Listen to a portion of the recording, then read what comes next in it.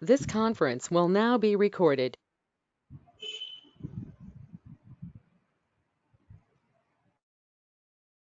This conference Yes, will sir. now be recorded. So welcome to everyone. We are from PNC Global Systems, and we are leading Industry 4.0 system integrator in India. Um, okay. So the moment we talk about system integrators, we got expertise across all different Industry 4.0 ecosystem in place. So we got capability from IoT, 3D printing, artificial intelligence, data analytics, RPA, and the complete set of high 4.0 skills. And we are executing a lot of projects in the market for last 4 years.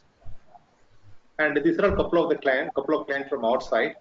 In fact, we did the RPA project for Kane Energy, the leading oil and gas exploration company from India, and we did couple of IoT projects for Lucas Stevens, and we did a 3D printing for Magna Process.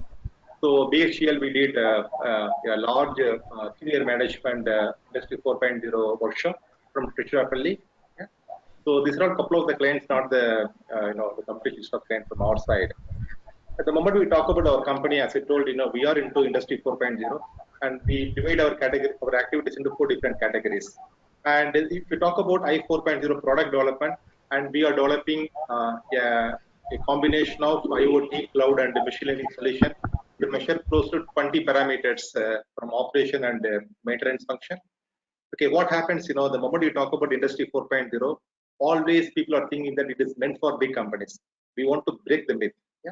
And if we want to make a solution, so it is affordable to the small player from the market, like medium, small, and micro industries. Yeah. And anyone want to use this particular solution, there is no capex. It is only opex environment, I would say. It is very, very affordable, I would say. For sensor, they need to pay only 900 rupees per month. But as the part of this package, they are going to get the world-class product, cutting across IoT, cloud, as well as machine learning. And also, we are developing another project from blockchain and the cloud solution. Again, it is meant for small players to address the procurement challenges from the current market context. And also, as I told, we are doing I 4.0 project for last 4 years. And for TVS Group, we did IoT solution. And for another TVS group of companies, we did RFID-based asset tracking. And for a leading oil and gas company, that is Clean Energy, we did robotic process automation. And for another leading engine mold manufacturing company, we did augmented reality, virtual reality. And for a large electronics manufacturing company from Chennai, we are doing a 3D printing solution. And these are all, project-based activities. Apart from that, for a leading US-based MNC as well as leading Indian-based manufacturing group, we are working with them for next 5 years strategic roadmap to implement Industry 4.0. We got capability to execute a strategic Industry 4.0. Also, we are executing a small or project-based Industry 4.0 project, I would say. And also the third one is assessment and auditing, because any company want to go for I 4.0, that is a paradigm shift for the company, right? And obviously they need to understand that there are certain requirements they need to fulfill before they kickstart the Industry 4.0. So as part of the service offerings, we are doing the assessment and auditing for those companies. In fact, we are capturing around 60 questions from 10 important organizational functions, and we are dividing companies into five different maturity level. Maturity level 1, 2, 3, and 4 and 5. And also, we are going to offer the strategy consulting. Yeah.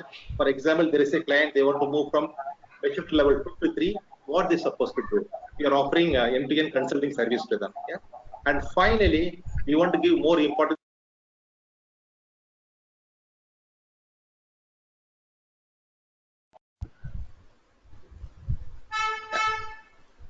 Yeah. Can you please mute yourself, please, all participants? We could hear some background noise, please. In one time, Yeah. Okay. Yeah. And also, we want to give more importance to the competency building activities. Yamini, can you please make everyone in mute mode?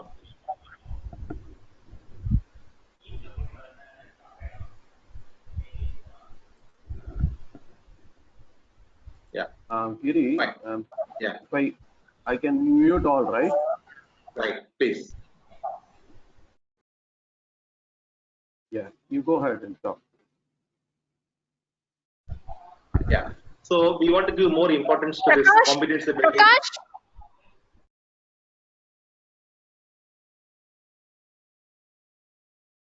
And we want to give more importance to the competency building. And having said that, we are offering Industry 4.0 projects to multiple client base. For example, universities, we got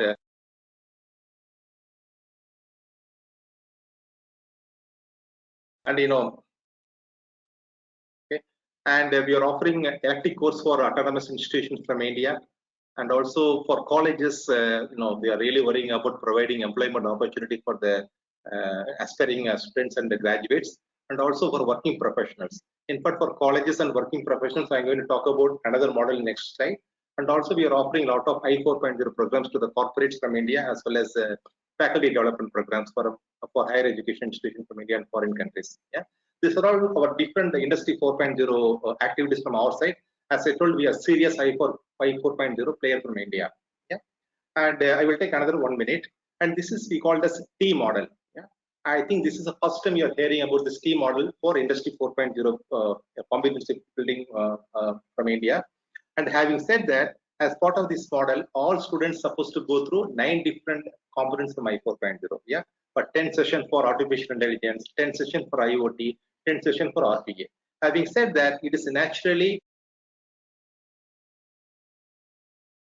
the candidates will understand what is available from I4.0, correct? But understanding superficial knowledge will not help the candidates as well as the corporates, right? So we want to provide a detailed training program to the candidate based on the capability. Having said that, they will go through this horizontal understanding about Industry 4.0, and also they are going to get detailed knowledge about a particular skill set from Industry 4.0, correct? And also they have to do the capstone project. So we got facility from Chennai. Wherein students from India, they can come to Chennai, stay there for 10 days and complete the capstone project. Yeah? And a couple of unique value proposition from this particular program, I would say. And I'm going to make a bold statement. And 7 of our own clients, the Industry 4.0 clients, they shown the interest. Who were completing this particular certification program, they want the candidates to appear for the interview. Yeah. Having said that, there will be 100% opportunity to appear for interview, but it is up to the candidates to clear the interview through the interview process. Okay. That is the value proposition from our side. And a couple of value propositions are, this is the first program from India following the pedagogy model. And also this certification is accredited by the leading Indian university. I think all of you heard about Crescent University, right? A leading deemed university from Chennai, India. And they are going to accredit this particular program. Having said that, any student got this particular certification, the value addition will be very high from the industry. Fair acceptance, I would say. And also the entire program will be predominantly delivered by the industry professionals, and also a couple of faculty from very good institutions. And it is a high intensive, I would say, very high. And we plan to offer both the weekend as well as weekday courses. And we are going to leverage world-class learning management system. Starting from enrollment up to the course delivery, everything will be happen in the seamless manner from the LMS system. And this model is available for all our customer segment, corporates and colleges and universities, and even for elective courses. Yeah. And come to today webinar initiative. It is our corporate social responsibility initiative, because we want to promote the Industry 4.0 movement from India as well as geographies. And as part of the series, every 2 weeks we are offering a free seminar to talk about emerging technology as part of the Industry 4.0 ecosystem. And why we are doing that one? Because we want to create the awareness among the participants from India, and also you can get benefit from our programs, or even Industry 4.0 consulting services. And having said that, today we are going to talk about 2 important components: the IoT and big data and analytics. I think all of you heard about IoT and analytics, right? But for analytics, the big data play a very big role, because big data will transform unstructured into structured data. Then only the analytics will start the work. Yeah? And also the entire solution nowadays, it is running on the cloud. So having said that, today we got excellent faculty from our side, Professor Renuka Devi. In fact, this is the first time we are seeing such a massive amount of qualification as well as certification from any given faculty, I would say. And Professor Renuka Devi got BSc MSc Statistics, and she did an MBA from a leading institution from Coimbatore, and she completed a CA intern, and she is pursuing CA final. And right now she is doing a prestigious program from Great Lakes Institute of Management from Chennai that is called as Great Lady. Yeah. And also if you see this, and also she completed UGC NET as well as SET, a very tough parameters to be completed by any faculty. And also she completed a lot of certification, I would say. I think I will take another 5 minutes to read the certification, so I will skip it. And to talk about Professor Renuka Devi, she got 5 years experience from corporate as a data analyst, and right now she is actively involving with the delivering courses for leading business school from India. And she already delivered a couple of faculty development programs for higher education institutions from India. And she got expertise from almost all the leading field as on today. For example, the financial engineering and financial management, operation research, statistics. And also she got interest from Toastmasters Club, that is spoken language initiative, as well as TED circuits. Okay, I think today we are going to have very good session from Professor Renuka Devi. So in fact, this is our contact details, so you can reach us for any time to achieve your industry 4.0 expectation. Yeah. So thank you very much, participants. I will hand over the session to Professor Renuka Devi. Yeah. Renuka Devi, madam, I am going to pass the control to you now. Yeah. Yes, sir. Please. Yeah. 1 minute. Yeah. I will make you as the host. Yes, sir. Yes. Yeah. So I'm going to stop my presentation, so you will take it over. Yeah.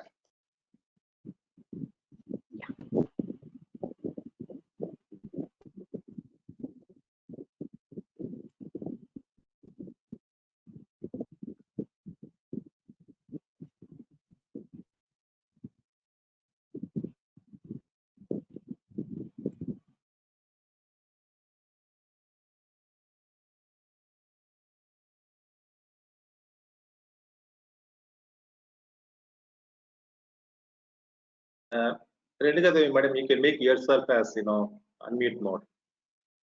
Yes.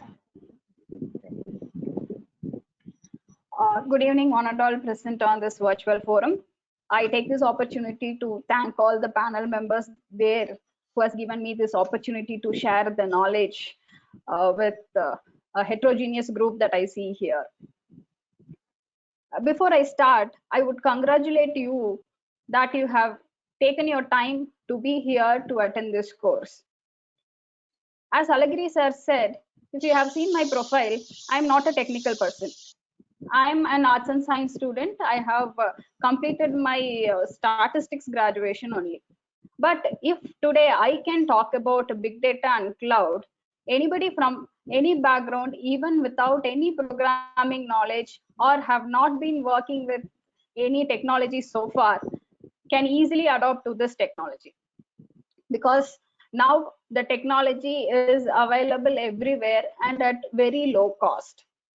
Having said that, we'll get into the session. Let me start with we'll start with big data, then we'll move into cloud computing. I think I have shared the long one. Please excuse me and give me a few minutes.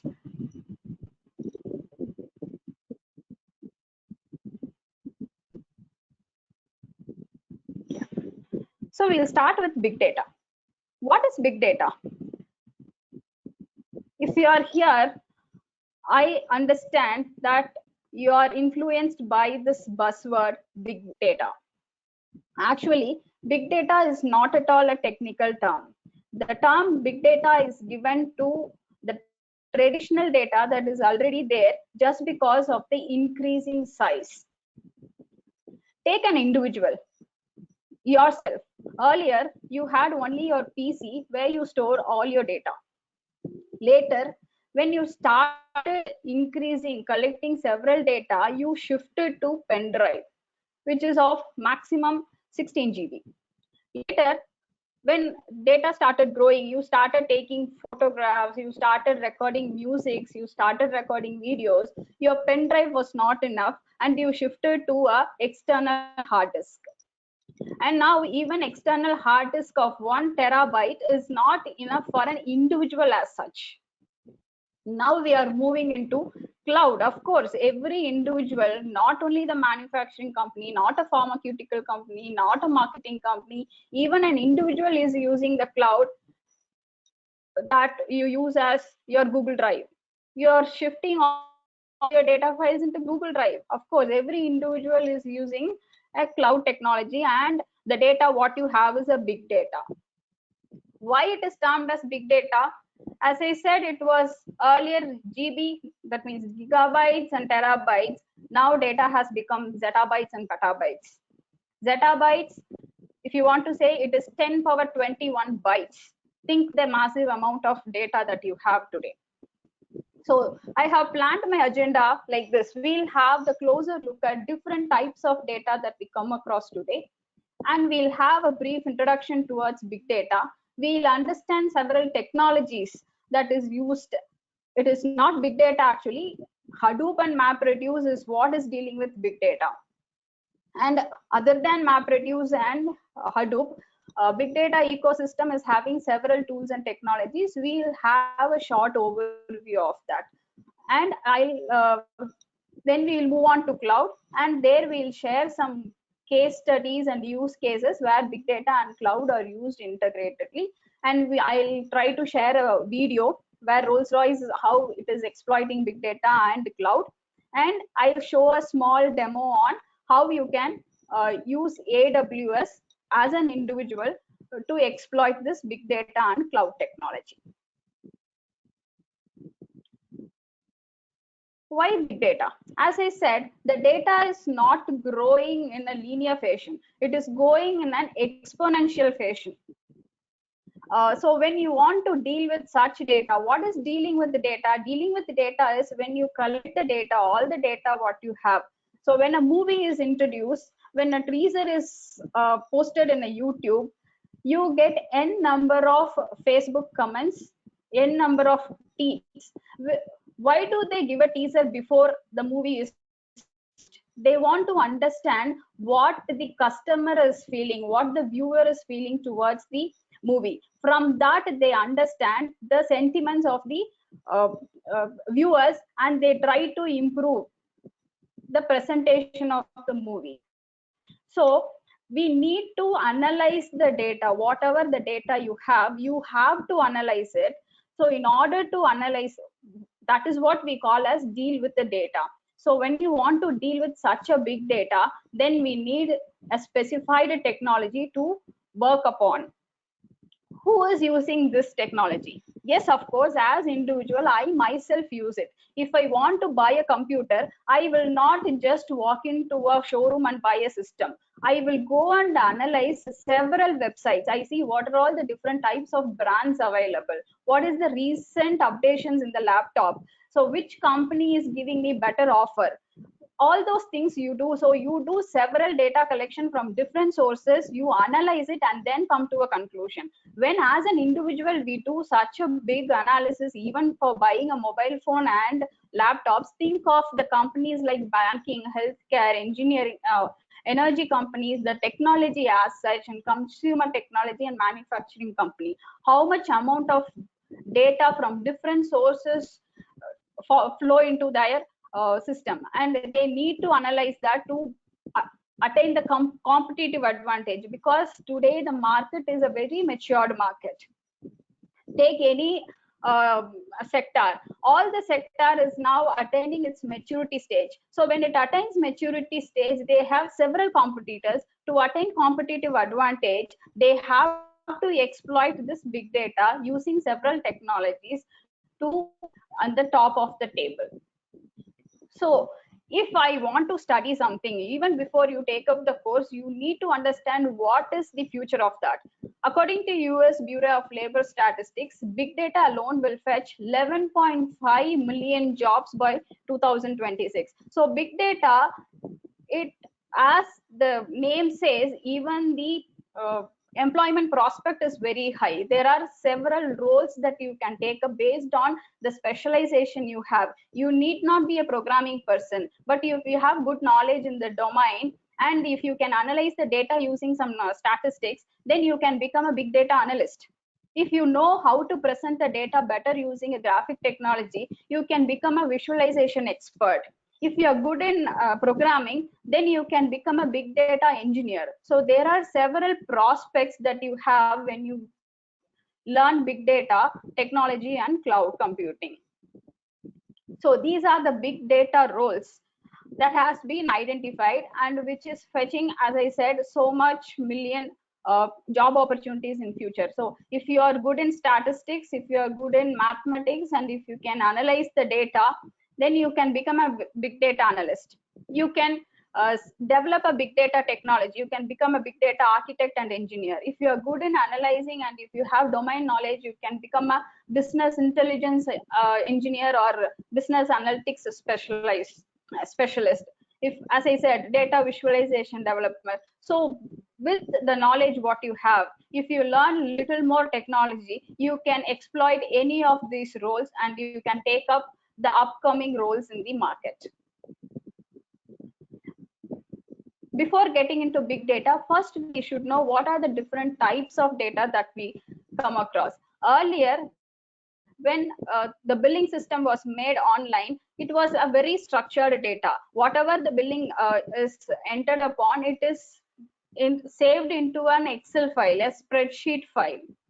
It was very structured. They had a very defined columns. They know what each column represents and what each row represents. It was a well defined and well organized data, which is very easy to access. So if I give you a data in Excel, you can just do a filter and pivot table and take any data that you want and do an analysis. So structured data is very easy to understand.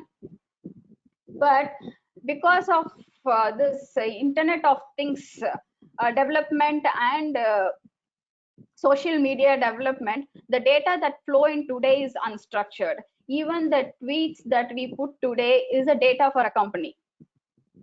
The photos, the images that we get every day is an unstructured data. You don't have a definite structure. When a video is uploaded, that video is an unstructured data. It doesn't have a structure to do it. So we have to convert this unstructured data into a structured data. For this, we need big data technology. Then there are several data which are semi-structured. Semi-structured in the sense, if you consider an XML document or a JSON file, there is a definite structure. You know, if a programming is given, it will have a main program, it will have an object, and it will have an output segment.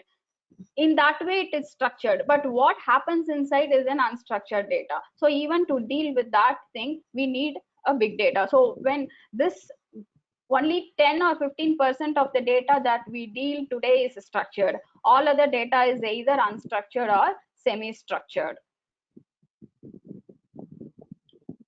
So to compare, what is this new data? New data is the another name that I have given for big data versus traditional data. New data, as I said, it is larger in size, but traditional data is very smaller in size. Larger in size, it is in zettabytes and petabytes. It is mostly unstructured and semi-structured, your big data is, but traditional data, it was a very structured data. And earlier there were only limited resources. If a company wants to collect data, it has to define the source from which it will be getting the data. But now the sources is more. They get data from n number of sources. So you need to find out which source will give you more information. So now the source is different. And earlier, if you want to get the data, store the data, analyze them, you have to invest so much in your infrastructure. You have to spend so much to own a software. You need a separate server. If you remember a supercomputer, your supercomputer will hold a big room. If you want to store the data, you yourself in your infrastructure should have the storage system. But now, because of cloud technology, everything is made as a cloud technology. Virtualization, your infrastructure, your software, everything has now virtualized. It is enough if you have a basic system, and if you're having a better internet technology, you can access any infrastructure or storage or server operating system at a very low cost. Low cost in the sense, it is like pay by use technology, like electricity. Whatever you use, you pay for it. Similarly, whatever technology you use, you pay for it. So it has become a very low cost affair today. And the traditional approaches, there were very limited approaches even for analyzing the data. But now there is a radical shift that, like as you have heard, machine learning, artificial intelligence.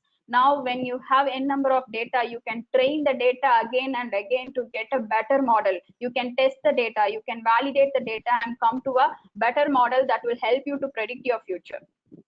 So there is a radical shift in how the data is analyzed and even how the data is visualized. So this is the difference between traditional and new data that has emerged, and why big data is now a buzzword. So these are the few factors that will influence the role of big data. One is what we were seeing all this time, it is data explosion. So data is coming like anything. Even in a day, around 300 to 500 videos are uploaded in YouTube. So data is exploding, and now to analyze the data, the technology has become very low cost, and because of market saturation, to attain the competitive advantage, of course you have to exploit this. And these 6 V's, earlier it was only 3 V's, then it became 4, now it is 6, but these V's are now piling up. What is this 6 V's? These 6 V's were not there in traditional data. When big data was able to satisfy all the 6 V's, now this has become the characteristics of big data. One is volume, as we were speaking, the large amount of data, and it is variety, the different structured data, semi-structured data and unstructured data that we are analyzing today.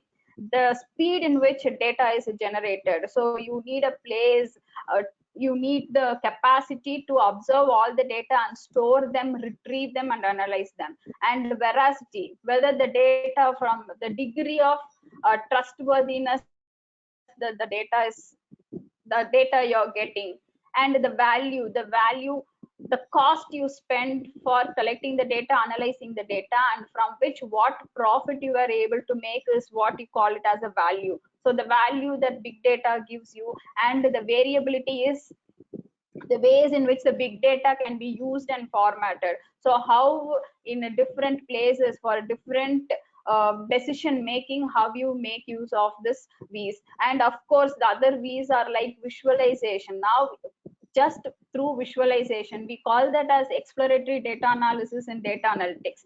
Before building several models, we first have to do exploratory data analysis, which is nothing but we visualize the data. Through visualization itself, we can understand so many things about the data and make the basic decisions. So visualization is one of the V's of big data. Next is vulnerability. Vulnerability is the big problem today. The data that you collect, the analysis you do should be very safe with you. Even yesterday or day before yesterday, we got a news like the hackers are trying to hack the formula of the COVID vaccine.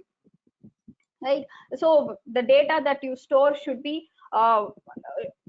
not be vulnerable. It should be free from all the threats. So the V's are growing with the developments in big data. So this is the definition. If you understand, usually whenever you read a subject, if you can understand the basic definition given, you will understand. It's like you have understood what the technology is. So if data is varied in its structure and its size, of course, different structures and heavy size, and the time, the velocity in which it is coming, the processing needs, the speed in which you have to process, and scaling requirements. This data is growing every day, so you need elasticity to accommodate that data.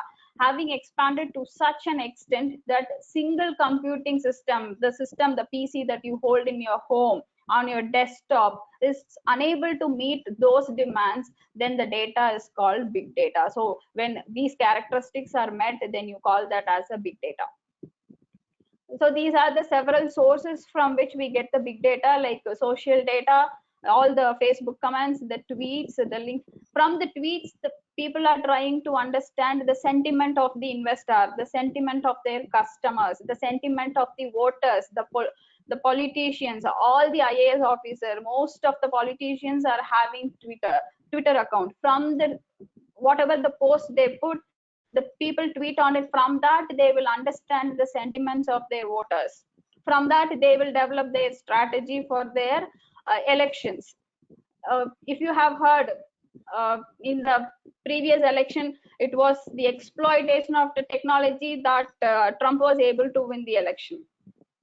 So it was one of the news that why Trump was able to win the election. So this social data is a playing vital role. Only by understanding the customer sentiments, the companies can develop products that can satisfy them. Then machine data. Machine data is nothing but, if consider an automobile company, they are developing an engine. They will do a trial run. From each trial run, they will be recording so much of data, right? They do simulation. When simulation is done, several data is generated and they have to store it. They have to model it to understand whether the engine that they are manufacturing is an efficient one. The GPS data, what you see when you go in the roads, when you access your GPS, it will say a kilometer from here it is of heavy traffic.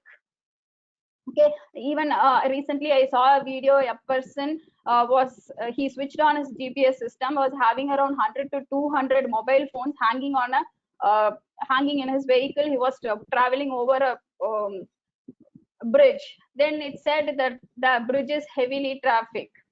So even the GPS system is giving you so much of data. Then transactional data. Think when offer is given in Amazon and Flipkart, how much of transaction is happening, and they have to record everything. Even if I go and visit a product, if even if I'm not buying, I'm just going and surfing Amazon, they will record that. And when you log into the Amazon, they will give you the product. This is what you were interested yesterday. Now we have an equivalent product with a different offer. So even every click that you make in Amazon, every website you go and search, that is a data for the companies. They will record all those clicks. Even a single click that you make is recorded by the companies to understand what is your need at this moment, and they will start recommending you the product. So recommendation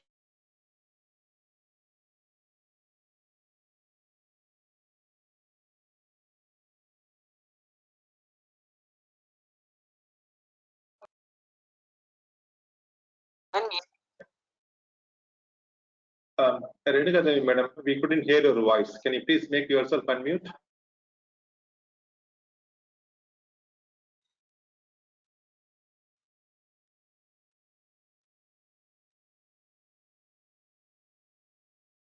Yeah.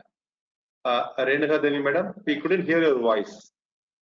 Can you please make yourself unmute?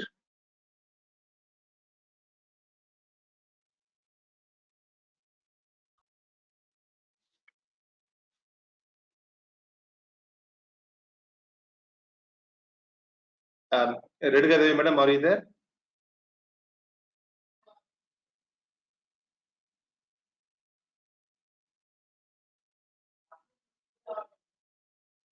Sorry for the disturbance, the participants. Give me a minute. Let me connect with the faculty.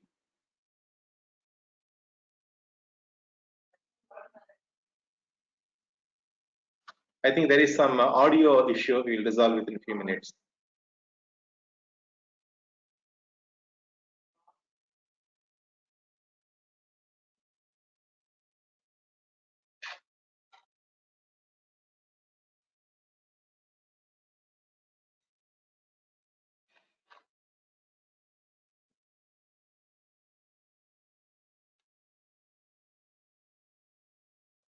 Hello, Yamini. Can you please try to contact Renuka Devi, madam?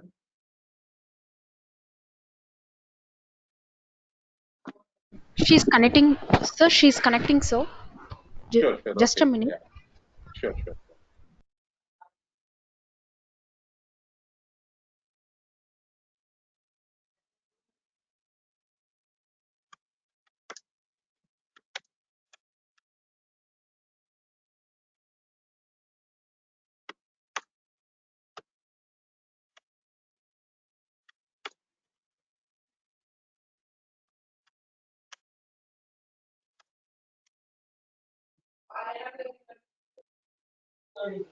So participants, till Renuka Devi is joining the call, I could request you to park all your sessions or questions, clarifications, everything aside, so that at the end of the section you can ask it to Renuka Devi.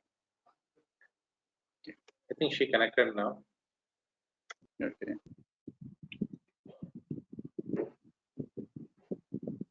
Yeah, she's back. Actually. Let's carry on. Yeah. Sorry for the interruption. I think there was a network glitch. Yeah, no problem. Please go ahead, madam. Yeah, thank you. Yes, sir. One. Yeah, we could see the slide. You're on the same page. Oh. Yeah. Okay, sir. Type and sources of the big data. Yeah. Yes, sir.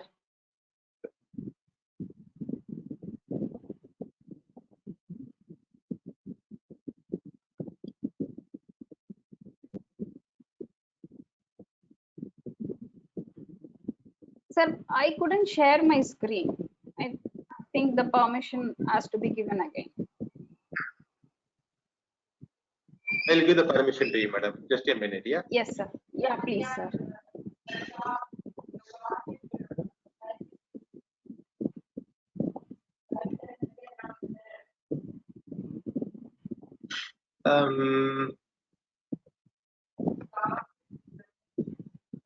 Yeah. So you switched on your camera, madam? Yes, sir. My camera and my mic is on, but I couldn't share my screen. Yeah, just 1 minute. Yeah, I will try to.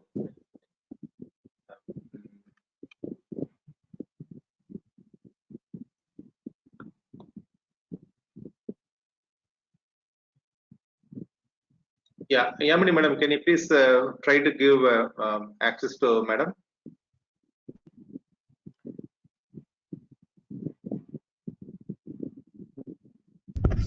Yes, sir. One second. Yeah, can you please give access to madam? Yes, sir. Yes, sir. One second.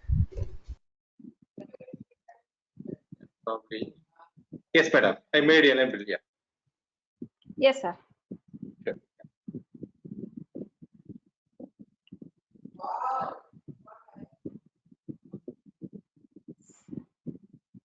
You can now. Yes, sir. There are several companies that are using a big data. One such company is Rolls-Royce. So Rolls-Royce use that for location tracking, and here is what they use. It is R-square data that they use. We'll see a short video of some 2.5 minutes to understand how they use this technology to do their data analytics.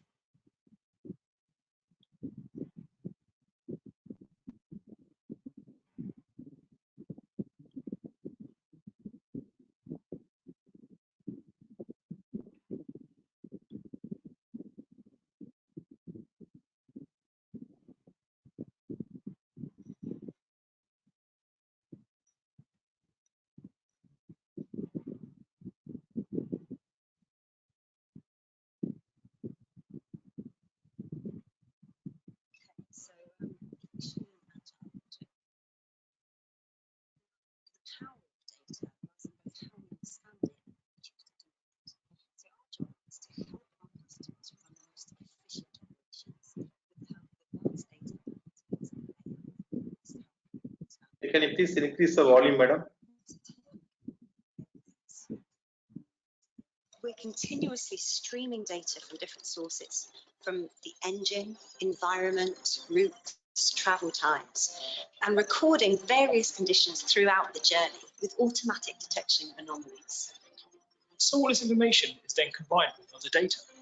Yeah, like the weather, fleet timetables, maintenance record information, and even driver behaviours, all to form a rich data lake. And then we make the data thick, identifying any issues and building a systems view, which gives an overview of the entire network, so each train can adapt to the real situation. To avoid disruption and save money. That's right. You can see here how a track irregularity has been detected. So the information is transmitted to the rest of the fleet and the central command, so the appropriate action can be taken. it doesn't stop there. We use artificial intelligence to augment and enhance human judgment to identify the impact of changes and create best case scenarios for managing time, cost, and performance. So then our customers can make the smartest decision in real time. We're working with all our sectors. So in addition to Rolls-Royce Power Systems, we're working with marine, nuclear, and civil and defence aerospace. We're thinking even further ahead to make the future a reality for all parts of our business. Welcome to R Squared Data Labs.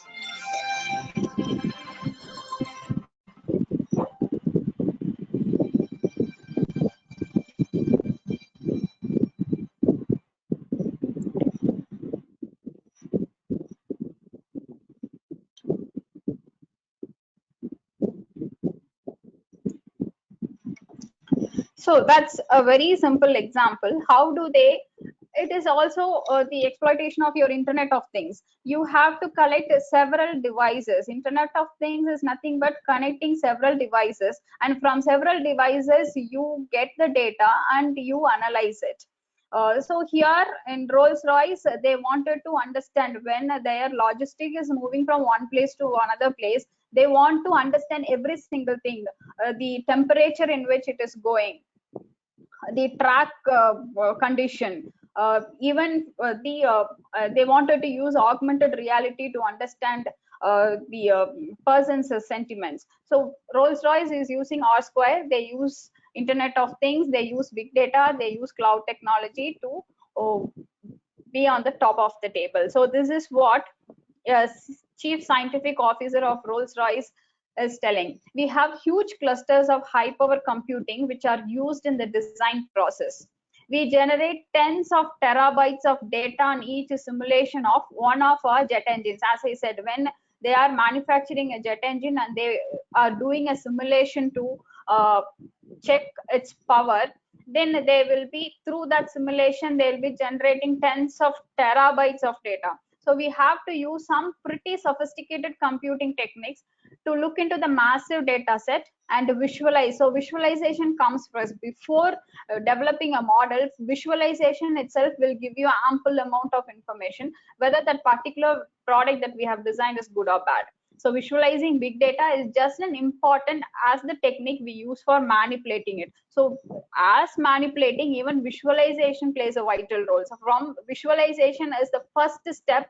When you have collected the data, you have processed it. After processing, next comes the visualization. Before knowing about the numbers, from the picture itself, they will be understanding several things. So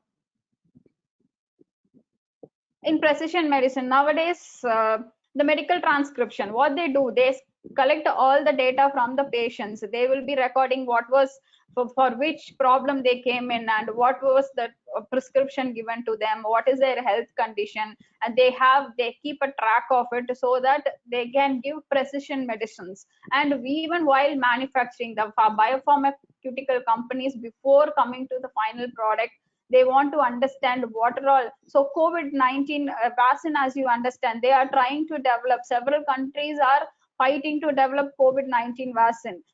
To give a better vaccine, they need to understand several things, because each person is different. Each one is having different health issues. Many of them will not be, they will be allergic to several medicines. So if I give you a vaccine, it will be given to every single person in the world and it should not affect their health. So before coming to that final product, only with these data, they will be understanding whether the final product will be a good one or not. Fraud detection and handling, of course, when you apply for a loan, now applying for a loan, or if you want to open a credit account, it is very easy. Within 10 or 15 minutes, you will fill in your application. If you give your PAN number, if you give your details, they will have a credit score. Credit score is nothing but they will have track of your financial transactions, how you have been repaying your loans, how you are using your credit card, what is your family size, what is the expenditure you make, what is the income you are having. From that, they will understand if I give you a loan, whether you will be able to repay it or not. And for fraud detection, even if the credit score is good, There are scenarios where people might will not pay the loan amount. So all those things for fraud detection, and these banking sectors, the data what they have is very precious. It has to be kept very safely. So they should have a better security system for fraud detection and to handle the data.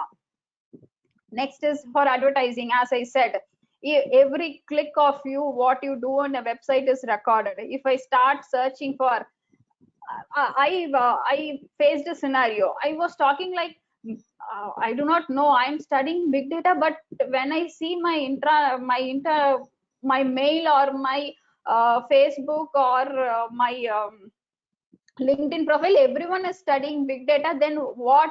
How will I get a job if I study big data? Then I understood when I started searching for big data, cloud technology, artificial intelligence.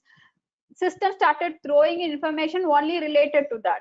And when I went to my cousin said, you asked me to study this certification in language, that certification, but everyone is doing that. But she didn't know anything about big data or machine learning.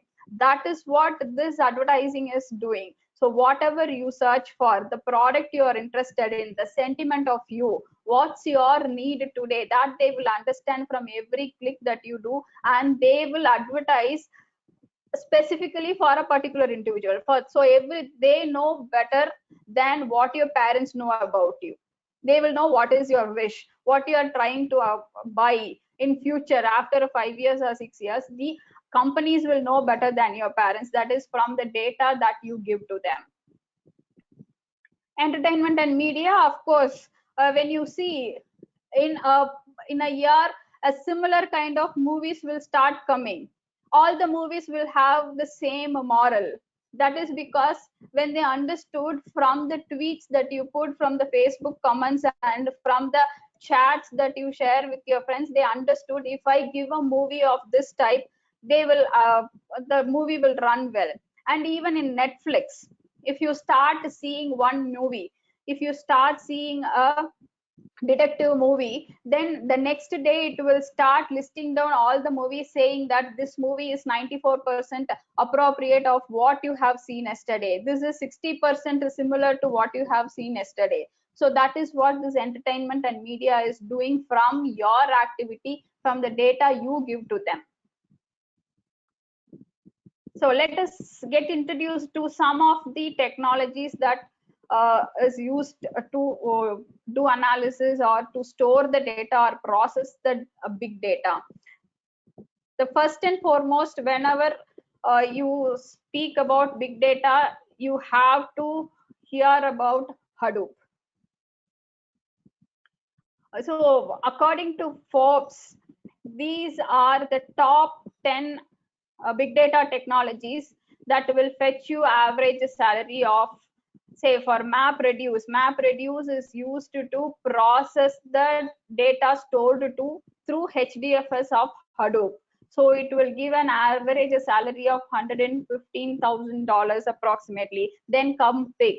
Next is machine learning. So machine learning is the analysis part. When you collect the data, you have processed them, you have the processed data, you start building models. So machine learning models. So Apache Hive is an SQL technology which will help you to post the queries and fetch data whatever you want. Next is Hadoop.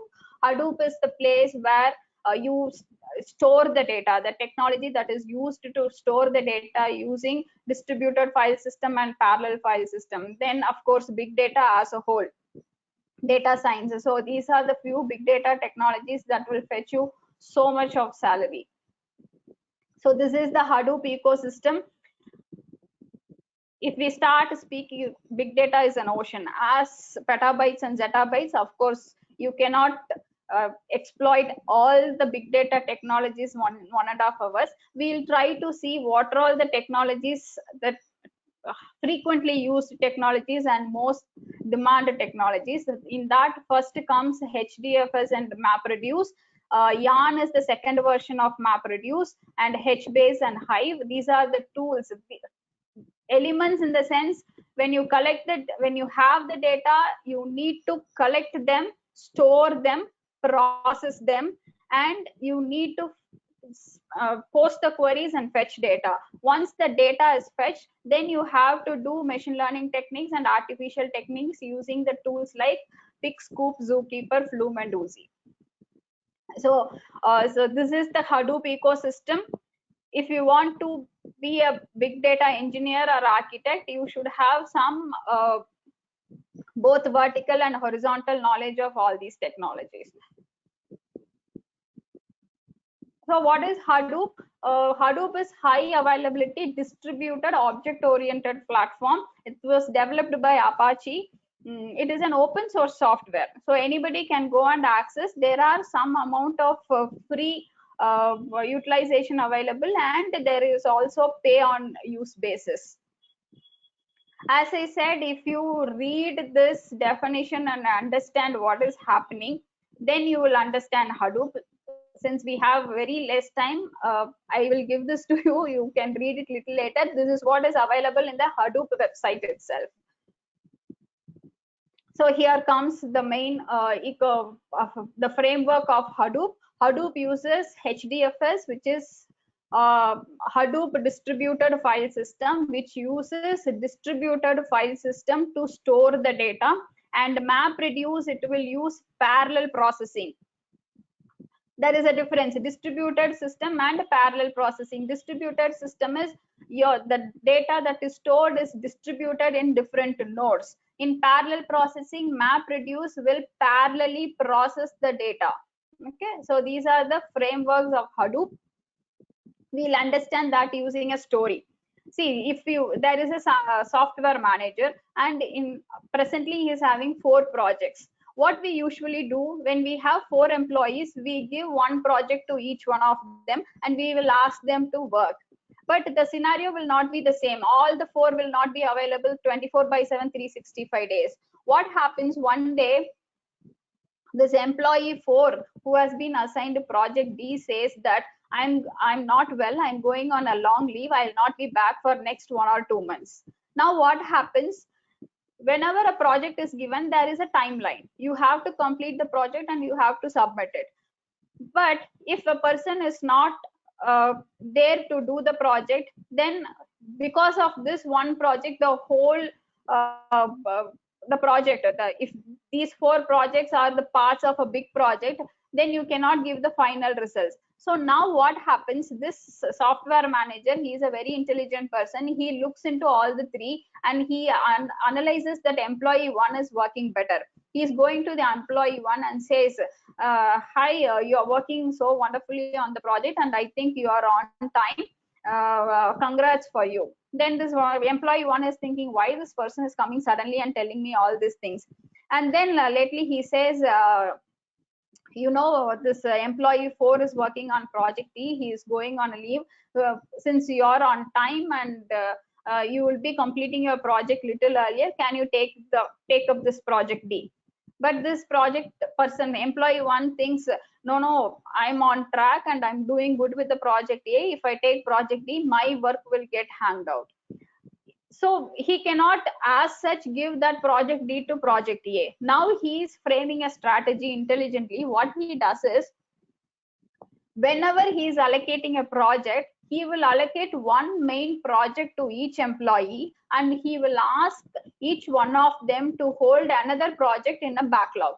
So if you are completing the project A, if you can take up the project D and if you can finish it, I will consider it for you in a performance appraisal and I will consider you for a salary hike, right? So when such deal is given, no one will avoid it, right? So this is the intelligent strategy followed by this manager. The same intelligent strategy is what followed by Hadoop. Here, this software manager is none other than the master node. Your HDFS works in a master-slave architecture. So there will be a master who will have the control over all the technologies. He will have control over all the data and he will allocate the resources and he will allocate the data to their slave node. So this, all the employees are slave nodes and the software manager is the master node. The master node will have the metadata. He will have that overall data. the master node will distribute the data. It will divide, say for example, if you have 500 MB of data, it will be divided into 128 MB each and will be given to every slave node. So here big chunk of data is divided into smaller chunks and it is stored in different data nodes.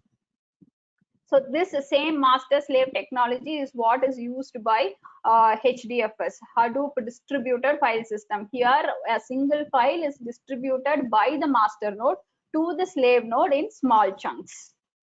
We will understand using an example. So this is how I wanted to compare. So this project manager is the master node, as I said. Here all your metadata will be there and the data will be distributed in small chunks to the slave node. So this is how it works. There are three components. These are the three core components: name node, data node, and secondary name node. Name node is the master node, data node or the slave node. Name node will have the metadata. If I want to give you a very layman example, name node is like the index of your book. So index will have the topics that is covered in a book and the relevant page number. Similarly, name node will have which data is stored in which data node. Okay, so index is nothing but the IP address, of the place in which the data node is stored. So the data node will do all the process and it will send heartbeat. They call this as a heartbeat. That is, it will send a signal to the name node. Only if this signal is received from the data node to the name node will understand that the data node is functioning well and there is no problem. Okay, this is how it works. The secondary name node plays a vital role. Though it is named as a secondary name node, it is nothing but the backup for the name node. Whatever happens in the name node is made a copy with the secondary name node. Think what happened. This name node is the place where you have all the addresses. Think this name node gets corrupted. Like your friend, you have a 2000 page book and your friend has tagged the index page and has gone. You don't have the index page. If you want to find a particular topic without the index, think how difficult it is. If name node gets corrupted, it is highly impossible to find where you have stored your data. That's why there is a secondary name node which will have the copy, which is a backup of name node, which will support the name node to function efficiently. So like our computer, there is also a buffer memory and main memory. So buffer memory will have the recent changes. So whatever you do, the recent changes, if your computer suddenly goes off, the recent changes will not be stored. But only when you give Control S and save it, it will be saved in the main memory. Similarly, what is happening in name node, whatever the recent changes is happening is stored in a buffer, and frequently, either with in default it is 1 hour. Every 1 hour, the recent changes are stored in the main memory. And the same changes is communicated with the secondary name node also. So this is how this Hadoop distributed file system works. So as I said, a name node is the master node. It has to receive the heartbeats from the data node. Only if it receives, it will know that data node is working efficiently. It is like the index page of your book. Next is data node. Data node is where the data is written, where the data is saved. It is the slave node. All the works to be done by slave node. It is tracked by the job tracker, is none other than the name node. Next is secondary name node. It is like a housekeeper node. It is the checkpoint. It is the place where all the edit logs and FS images. These are very technical. Maybe if time permits, we'll see into that. Only thing what you have to remember is it is nothing but a Xerox copy of your index page. So how data is stored? So name node, for example, you have a file size of 380 MB. It has to be stored. What it will do is the default file size is 128 MB. The 380 MB will be divided into 180 MB chunk, another 128 MB chunk, and the left, whatever is left, it need not be in default 128. So it is divided into the chunks of 128 MB, and the last piece, whatever is remaining, is stored in the data node 3. So this is how it will distribute your data. This is how this distributed file system works. The whole file size of 380 MB is an example, but you get data in zettabytes and petabytes. This 380 is divided into 3 chunks and it is stored in 3 different nodes. Now you will have a doubt. What if one of my node fails? So my data is gone? No, that fault tolerance is there in HDFS. What it does is it always stores your data in 3 copies. Why 3 copy? There is no specific rule. It can be 2 or 4, but they have identified 3 copies as the optimal size, optimal number of times. So to understand this, I have given this 128, 128 and 124 in different colors to see how it is stored in 3 copies. So let us assume that data node 3 fails, then this part of data is gone. You can never retrieve it if it is made in 1 copy. So what you should, this is the proverb. If you are into finance, you know, don't invest everything in one particular stock. Don't put all the eggs in single basket. If something happens, all the eggs are gone. So always put eggs in different baskets. You should have diversification. That is the advantage of splitting the data into small chunks and storing them in different data nodes. So 3 times is default. I divide this 380 into 128 MB. I store in 3 copies. So in this track, I store 128 MB. Here, I store 128. The same copy is here. So even if this fails, I can retrieve data from here. Yes, that's why HDFS always stores data in. Of course, you can already data is coming in petabytes and zettabytes. When you make 3 copies, again it is redundancy of data, but it's okay. If you lose it, then everything is gone. For that, it is a trade-off, right? For losing the data, to save your data, and for redundancy of the data. So there should be a trade-off. So these are the few examples of Hadoop distributors. We have Cloudera, Hortonworks, IBM, MapR. These are the companies who are the Hadoop distributors. There are quite few, but I have given only 4 as an example here. So what happens in, so this is all about HDFS. HDFS main function is to divide the big data into small chunks and store them in 3 copies in different tracks. And MapReduce is the one that will help you to process the data. So to understand the working of the MapReduce, I'll give you a short example. This is nothing but there is a chartered accountant. He wanted to check a account of a company. You know, there will be several ledgers like sales ledger, purchase ledger, creditor ledger, debtor ledger, and in debtor they'll be having hundreds of clients. And the supplying creditors ledger, they will be having 50s and 60 of suppliers if it is a big company. If he himself want to sit and do the analysis, do the calculation, it is very difficult. Say for example, if he is having 20 different ledgers, it will take 8 hours for him. This is an assumption. It takes 8 hours for him. So instead of that, what he does is, could you please unmute yourself? Yeah, thank you. I request the participants to mute yourself because it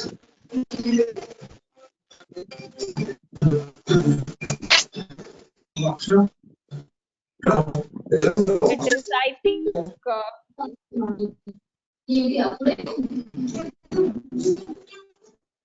Ravi, can you please, Ravi, can you please mute everyone so madam can talk?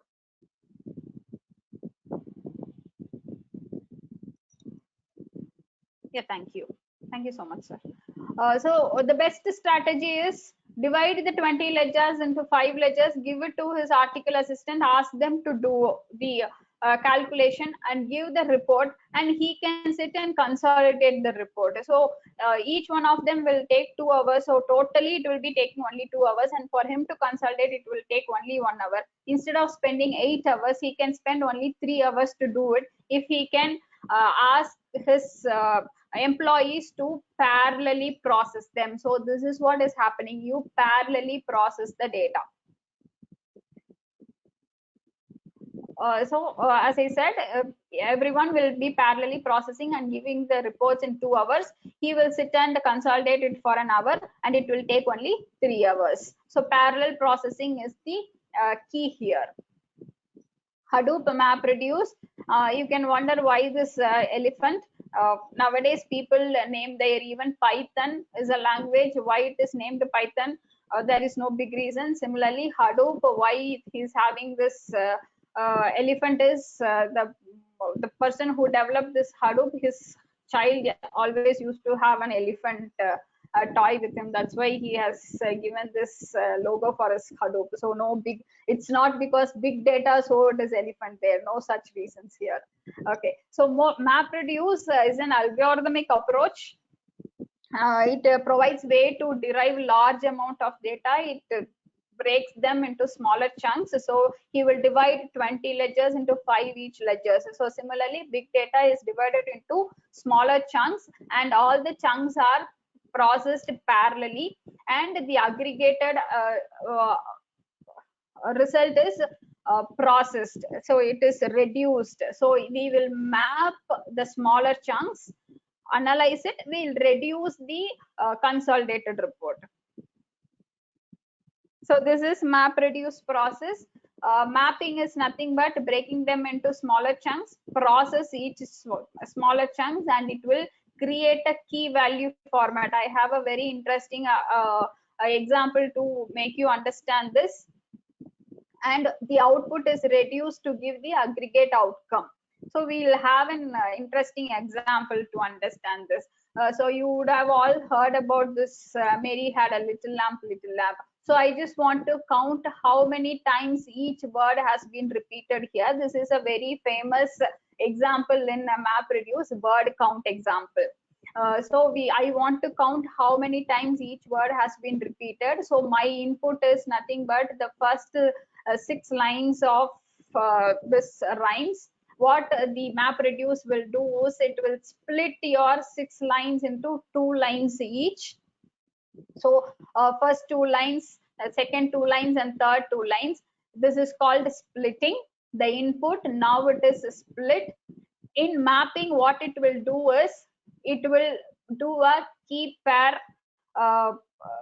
classification. Key is nothing but each word in this line. So Mary had a little, so each thing is a key and a value is attached to it. So Mary is given a value 1. So it is default, each word will be given a value 1.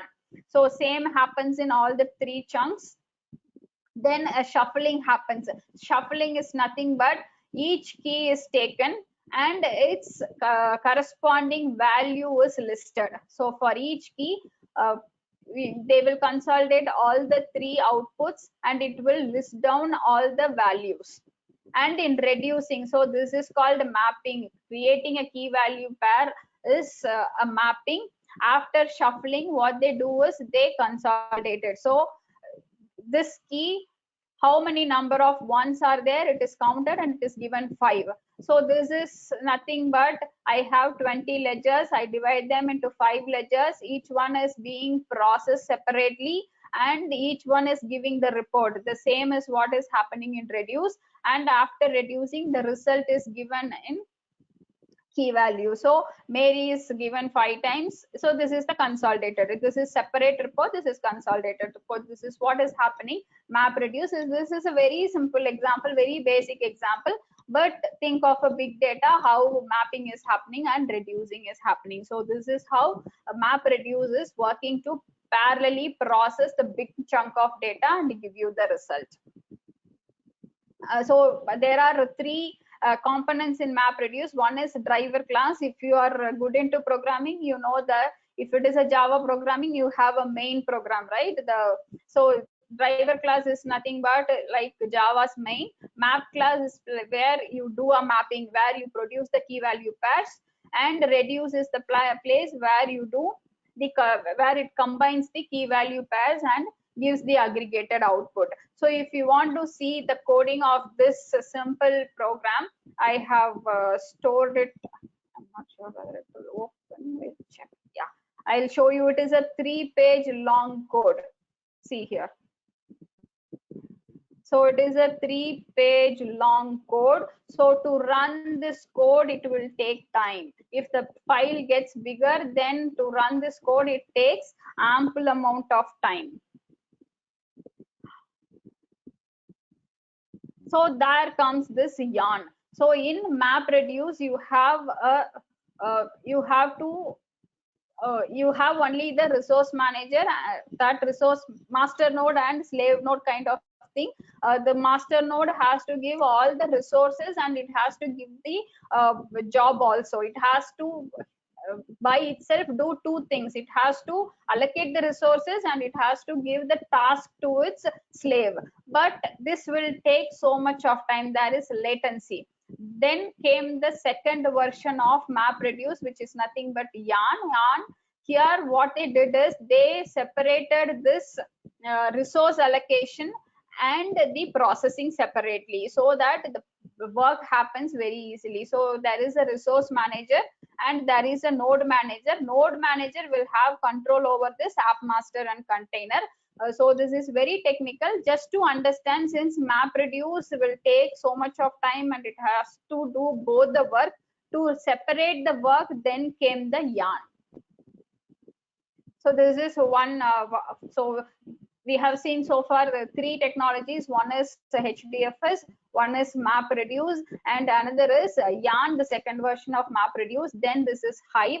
Hive is nothing but HDFS plus. So you, from this itself, you can understand it is bee and the elephant together. So bee is nothing but Hive is nothing but the query language, where you give the query to the big data, the Hadoop or MapReduce, and get the data whatever you want. So this is an open source data warehouse software on top of Apache. I'm sorry. On top of Apache, if you remember the ecosystem, you will have that Hadoop here. Above that, you will have the Hive. So it is on top of Apache Hadoop. It is used to structure. You have unstructured data, you have semi-structured data. Hive will help you to pass queries to convert that data into tables. If you are familiar with SQL, you will know that. So it is if you are very good in SQL only, you can work with the Hive. So that is one of the disadvantage. You should know SQL before. So all the metadata, once the query is given, data is fetched, it is stored in the RDBMS. It uses MapReduce as the execution language. Like it takes the big data, breaks them into chunks, process them separately, and gives you the aggregated output. So this is Hive query language. It is usually used to update your data. You can insert the data, you can delete the data. Only limited transactions can be happened, and it needs the index to refer to the data. So this is very technical. We'll move on since we have cloud also to cover. So this is, if you are familiar with SQL, you will understand this. So we'll select a particular data set, you will refer to a table, you pass a condition, you can group them and take out the data. So this is a pseudo code for a basic Hive query language. So pros and cons is you should have some familiarity with the SQL. It is a very interactive one, and you can connect through ODBC drivers. It has high latency. So as you think you have to pass the query, it has to use MapReduce to process it, aggregate the data, and it has to give you the output. So there is high latency. It doesn't have a cache to store your queries, and it only supports equal joins. Only if joins work, the Hive will work. Yeah, So Professor Renuka Devi, madam, I agree here. Yes, sir. This big data session is going in very good manner, in full swing. If you think that you will take, the entire session for big data, please go ahead for it, because we have subsequent free webinars. We can cover cloud in the subsequent sessions. You take a call. Yes, sir. Yeah. I just have a few slides in big data and cloud. I have covered a very basic level, and I wanted to show some demo. So I think I will cover maybe 5 or 10 minutes might be going. Yes, we have a couple of questions from the participants. So at the end of the session, we have to answer it. Yeah, thank you. Okay, sir. Sure, sir. Sure, sir. So next comes the Spark. Okay, sir. When there is a latency in the Hive, then we use the Spark. Just I will name the technologies. Maybe we can explore it in coming up webinars also. So we have Spark to overcome the disadvantage of Hive, which had high latency, and we'll skip this for now. Why Spark is? For MapReduce, for the same word count, I showed you a 3 long page code, but in MapReduce, you can do the same word count within a few lines of code. So that is the advantage of Spark when compared to Hive and MapReduce. So there comes a integration channel. So now you will get data from several sources. It could be a NSQL data, it could be a RDBMS data, it could be the data from Hadoop, it could be a data from website. So how are we going to combine this and put it in a cloud? So that we use Kafka. Kafka is a distributed streaming platform that will help you to decouple the data. It is fault tolerant, and it will help you to combine all the sources and helps you to analyze the data. So these are just a fast review of several technologies. If you understand HDFS and MapReduce very well, then building on that is very simple. Okay, so now we will move on to cloud.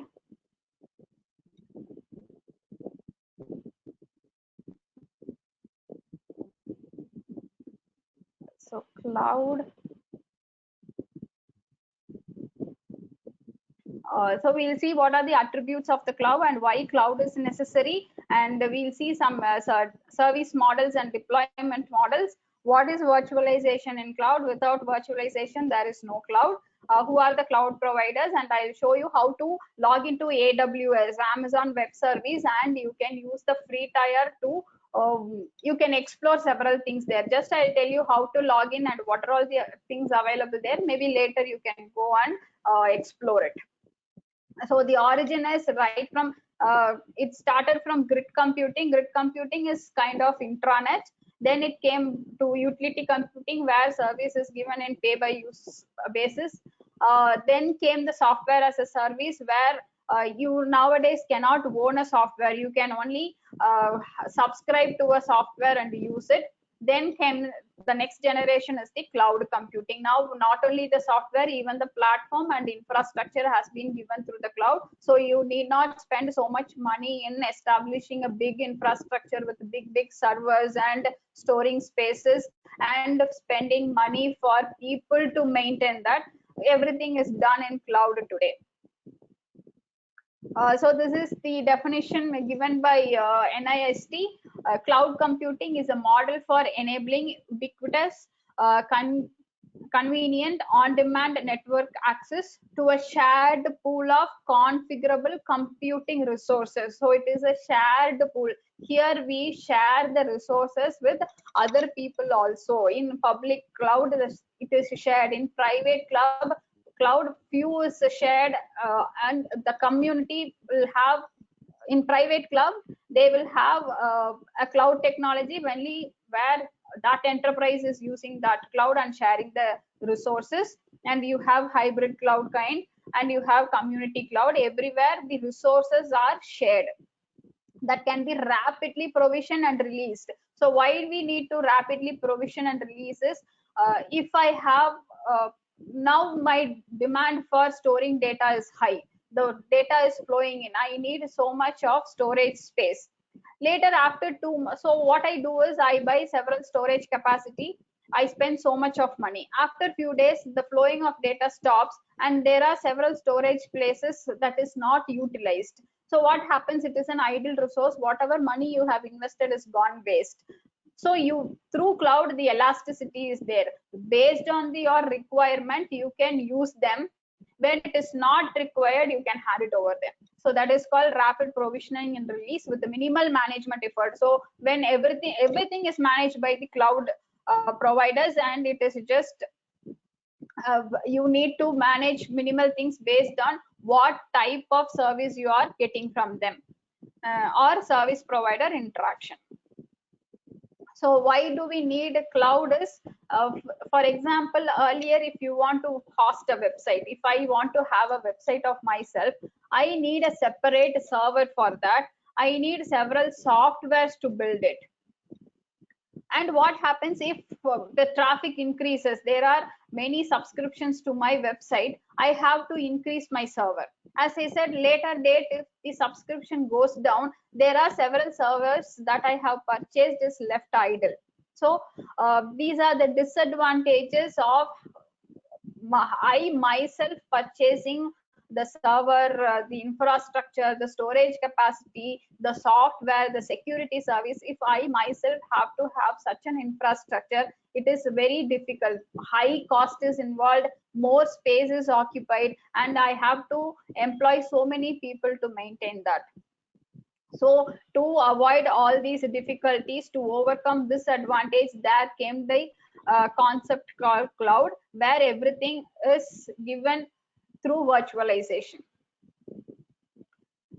So this is the same example what I said in big data.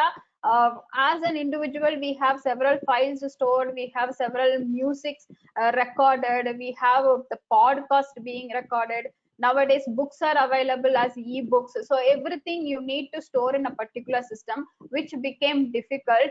So what we do is we store everything in the cloud. So if, for example, Spotify is the place where you go and hear any songs, though there are lakhs together of song which is stored, and they use Amazon Web Services to store everything and allow you to subscribe from that. So it is nothing but I'm storing all my data in a cloud. These are the attributes identified by NIST, those who have given the definition of cloud. It is on-demand self-service. So if you go and see Amazon Web Service, as per your demand, if I wanted to do machine learning model building, I can access only that particular service. If I want to access Hadoop and store my data, I can access only. So based on my demand, I can design my infrastructure in the cloud. So it is on-demand self-service, broad network access. So if it is a public cloud, so through internet facility you can access, and if it is the private cloud, you can use local area network to access it. Resource pooling. Resource pooling is, as we saw in the definition, all the resources are pooled in one place, and it is shared by the users. Rapid elasticity and expansion. Based on your requirement, you can access the service, and if that service is not required after some point in time, you can release them also. Measured service, so it is pay by use basis. Only the amount of service you utilize, you pay for them. So these are the attributes of cloud. So these are the cloud offerings, which is nothing but the service model. So they give infrastructure as a service. They give platform as a service, which is nothing but your Google App Engine. They give you the platform, and you can build your app on them. Next is software as a service, like Salesforce. We'll understand this with an interesting example, like pizza as a service. So if I myself have to prepare a pizza, what I have to do, I have to prepare everything, right from the pizza base, cheese, the vegetables. I need to have an oven to cook it. I need electricity or gas to operate that oven, and I need a dining table to serve it. So this is the traditional on-premises service. That is what we were having earlier. When infrastructure was provided as a service, what happens here is,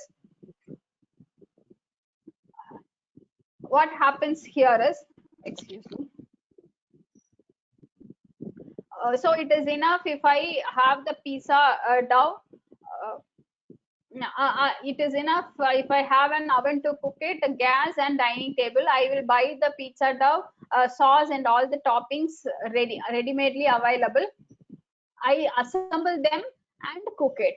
But when platform is given as a service, it is enough if I have a dining table and some other soda to drink. Everything is made and given to me, like your home delivery. So pizza is prepared and pizza is ready to use and it is delivered at your doorstep.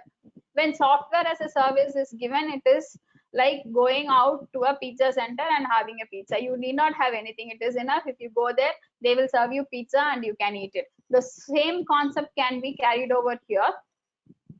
So when it was an on premises, I need to have everything. I need to have a servers, I need to have storage facility, I should have the better networking facility, I should have the operating system, the data, the application, everything I have to purchase and develop on my own. When infrastructure was given as a service, it is enough if I have my own operating system.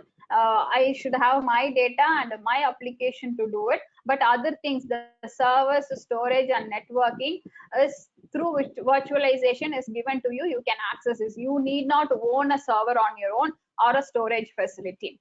When platform is given as a service, what happens is it is enough if you have your own application and the data. Other things are given through cloud, through virtualization. You can just access it. It is enough if you have a basic system. When software as a service is given, everything is given, even data and application, everything is given to you. And it is enough if you have a basic system to access it and work upon it. So deployment model, how this cloud is deployed is actually it is three major components: public, private, and hybrid. And community is used within a similar kind of industry like Salesforce. Public cloud is publicly available, anyone can access it. So those who are subscribing to the public cloud, they can utilize the services. Private cloud is utilized by one particular enterprise.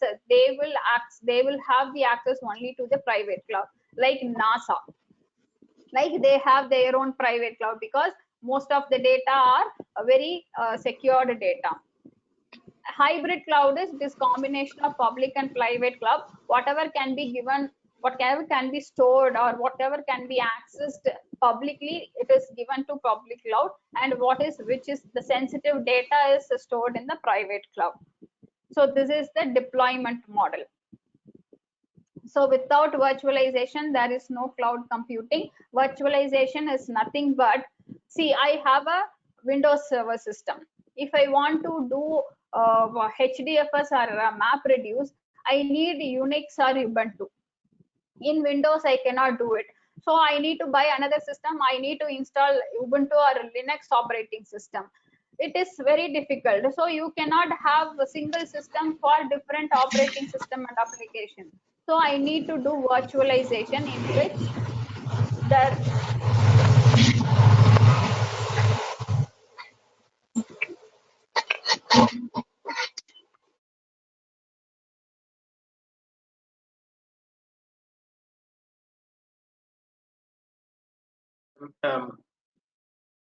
what happens in Yeah.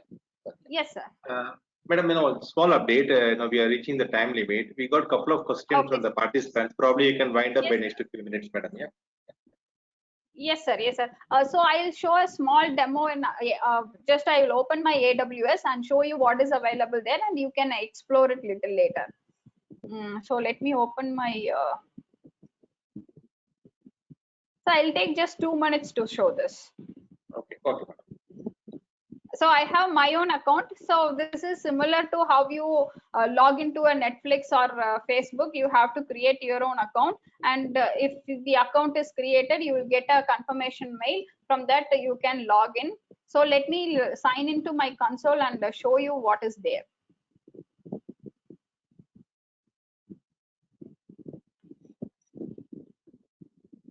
So I'm using the free tier. If you access it, you can use 21 tools and technologies of AWS free of cost for 1 year.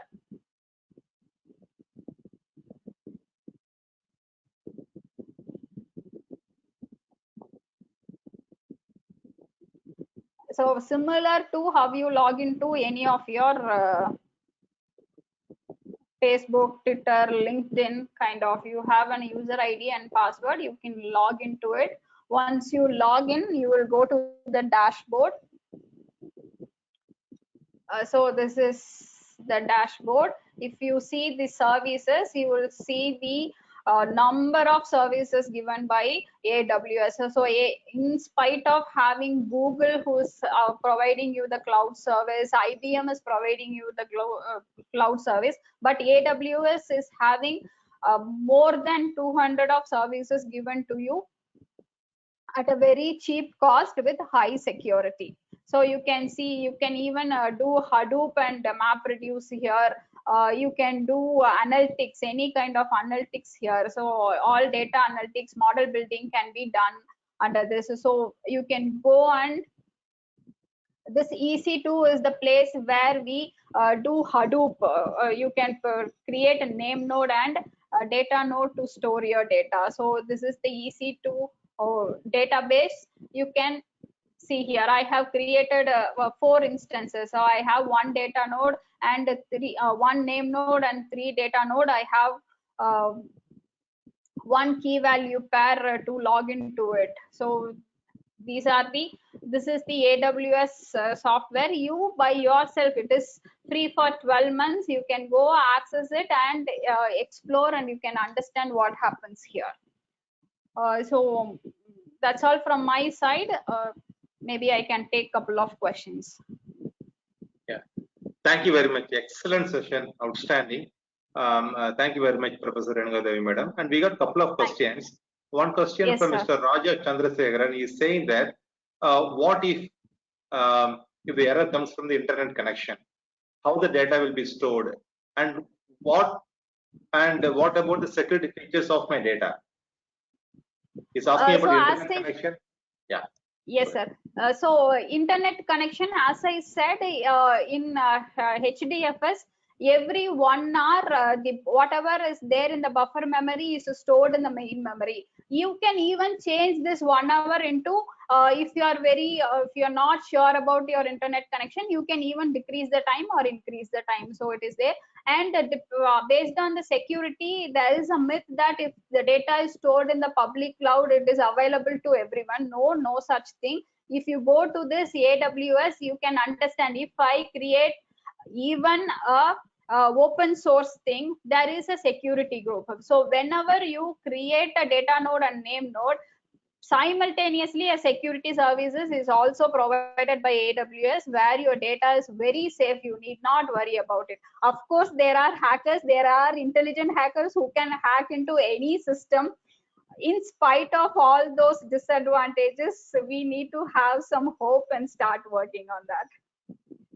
Thank you very much, madam. There Another are question people from, who can break in NASA also. So hackers are more intelligent, I think.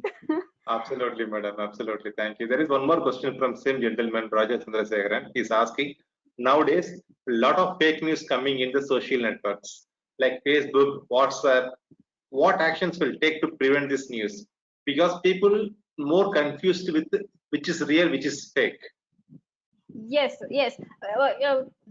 Now, as like in your email services, now they divide the system by itself. Whenever a mail comes in, it divides into spam and not a spam.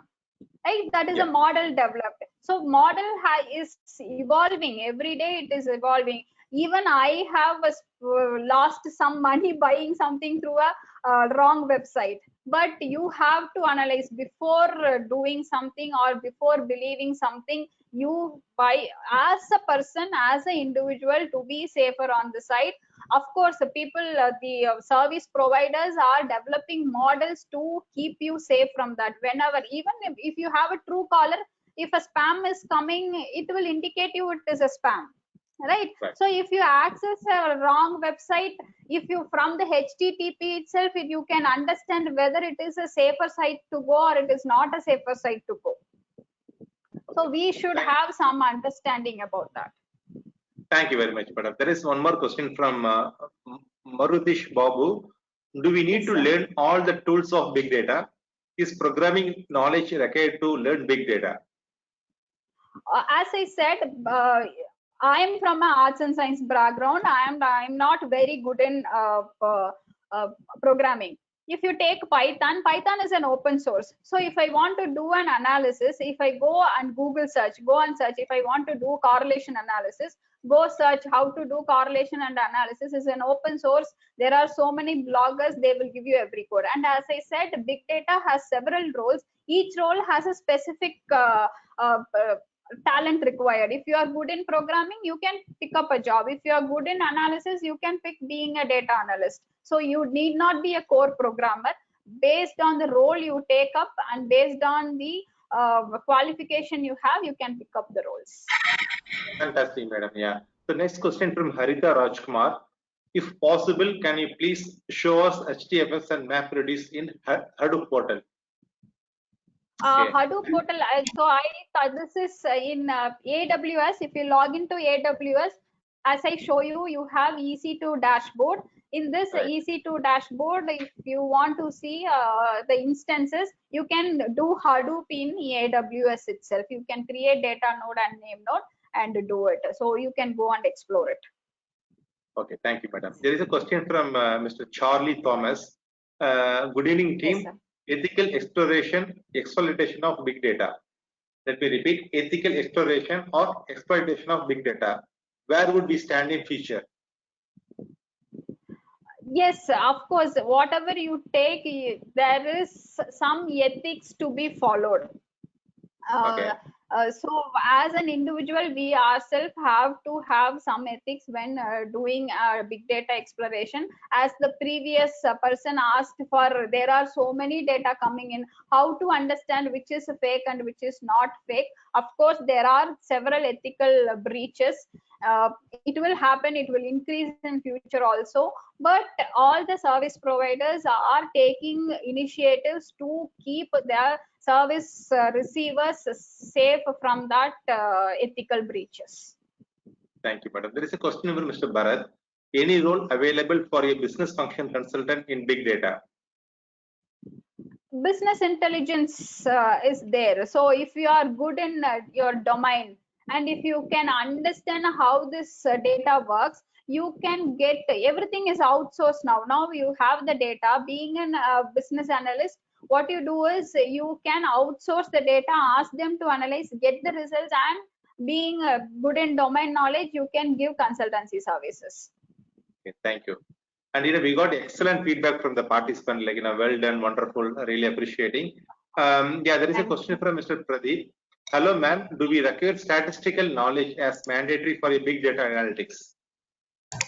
If you get into analytics, I will tell you, you need not be a core statistician. It is enough if you understand what a particular tool helps you. If you understand what is exploratory data analysis, what correlation will tell you, why probabilities, you need not know about probability. What is the role of probability in building naive-based models?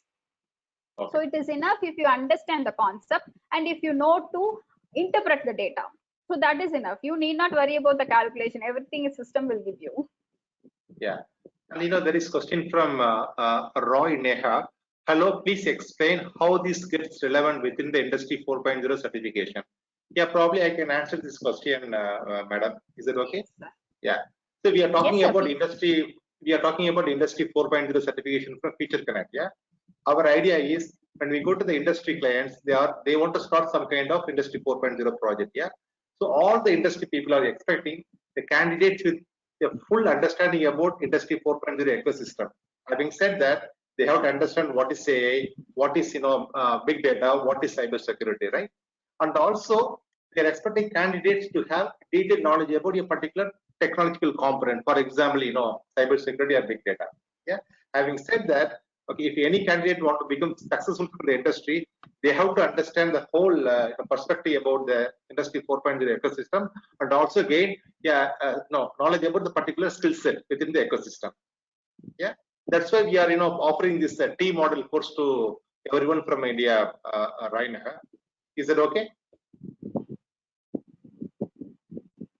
Okay, and also I would say that the way our faculties are delivering the short program, the same faculties they are going to deliver this 140 hours industry 4.0 certification programs, and I would say it will be a high quality program. Yeah, so don't miss the opportunity to all participants. You can spread the word across your network. Please make use of this wonderful industry 4.0 certification program. Yeah. So I think thank you very much, everyone. Really appreciating your passions to attend this session, and thank you very much, Professor Renuka Devi Madam. Wonderful session. We really like it. Yeah. Thank you so much for giving me the opportunity, and I thank all the participants for their patience listening. Thank you so much. Okay. Okay. Thank you very much. Yeah. Thank you. Bye.